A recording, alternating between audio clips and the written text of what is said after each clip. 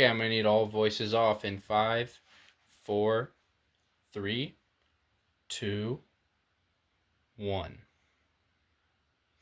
All right, nice job, guys. Way to get to your seats. And we already are ready for our math lesson. We know what time it is. This is what we do every day, right? What do we need for math? That's right, we need our book out. We need a pencil, something to write on, okay? Awesome. Okay, so today, guys, we are jumping into solving inequalities, all right? And now this is piggybacking off of some stuff we've been doing a lot the past month or so, which is the beginnings of algebra, okay? And I have a couple problems up here on the board that I would like to kind of go through.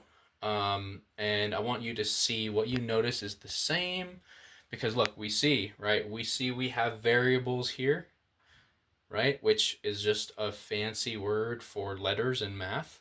We have variables up here, okay?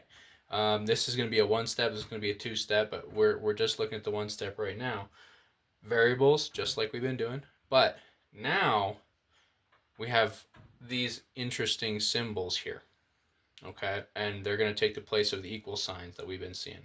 So for inequalities, you can have a greater than sign.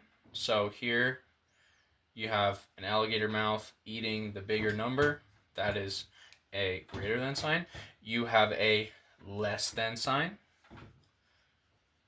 And there's the alligator, okay, facing the smaller number, eating the bigger number. Less than sign. You also have a greater than or equal to sign, which this will come up a lot with our variables now, because we're going to have, our variables can have one value or more than one value. So in this case, you could have something that says x is greater than or equal to 3. Okay? And then you also will have a less than or equal to sign. So 4 symbols, okay? 4 symbols that we could see right now. I want you to get these down in your notebooks. Yep. I'll give you a second for that. And then we're going to hop into the first one here.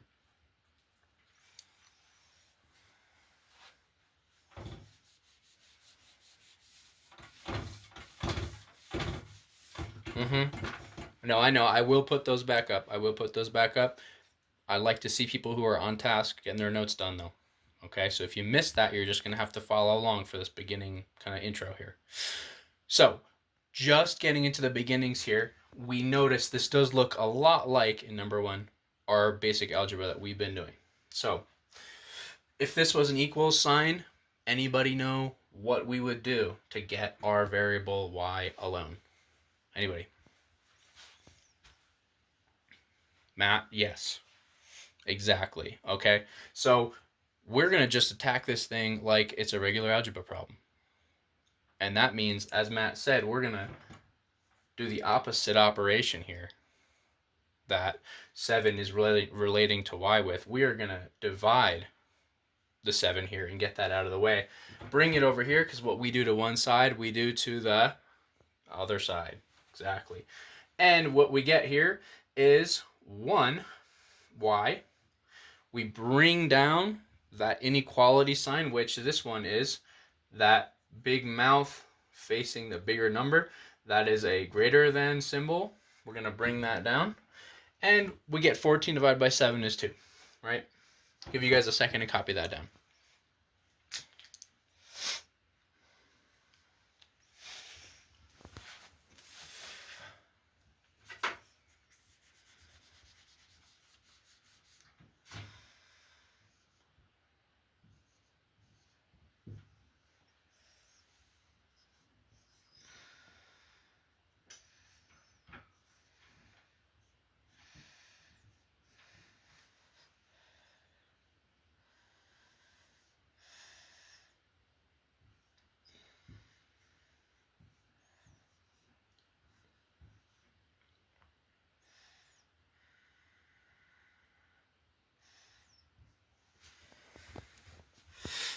Okay, everybody good? Thumbs up if you're good.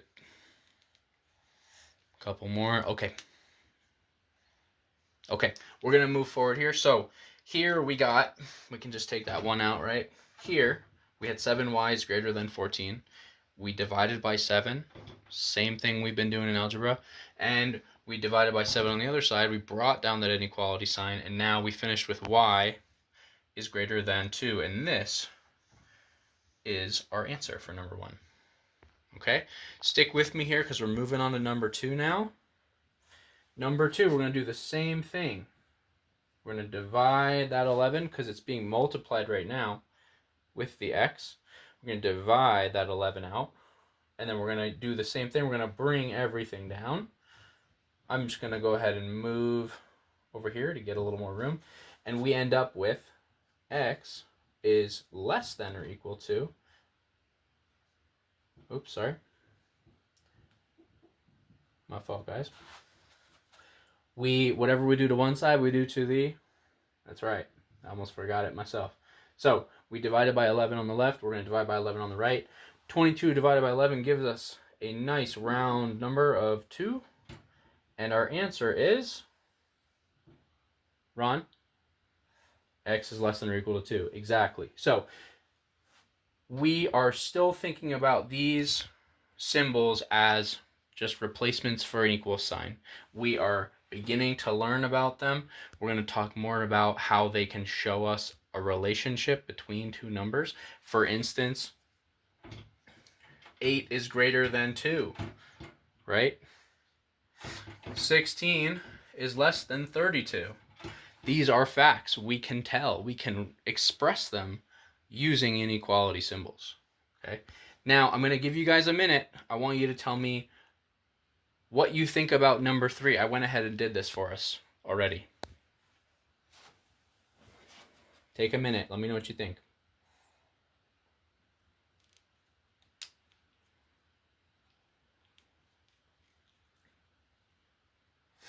Okay, and so I'm going to pause the video there. That was the beginnings of my lesson on solving inequalities. And this last one I added in here because this is going to be the link into my error analysis worksheet that I was going to have the students work on next. Because here we see, I apologize for it being backwards on my whiteboard, but we have 12x is greater than 3. And I went ahead and I did the wrong thing on purpose. I made an error, divided this 12 right here by 3. Should have divided by 12 to get it alone, but I divided by 3. And then I did the same thing on the other side, and I said, oh, that's just x now, and x is greater than 1. I like doing this in my classroom just kind of every now and then. It keeps kind of know-it-all middle schoolers on their toes, and that's always, you gotta love that. But it also helps, if we went ahead and saw what would happen next in this lesson, I would kind of play dumb and ask like, whoa, what's wrong? And I think I'd have probably 3 or 4 hands if I had that many students just chomping at the bit to raise their hand and try and tell me, where I went wrong, which, in this case is like a simple algebra mistake, not something that has to do with this new concept of inequalities, which we're just introducing. So from here, I jump into that independent work that they have, and I hand out those worksheets, which are all error analysis problems, maybe like 4 or 5 of these. So that should be about, so that's my nice kind of like warm up and, sort of like I do part of this. And then what I'm really looking to see is from them, can they spot the errors in those error analysis problems and kind of like take this concept and run with it. So thank you.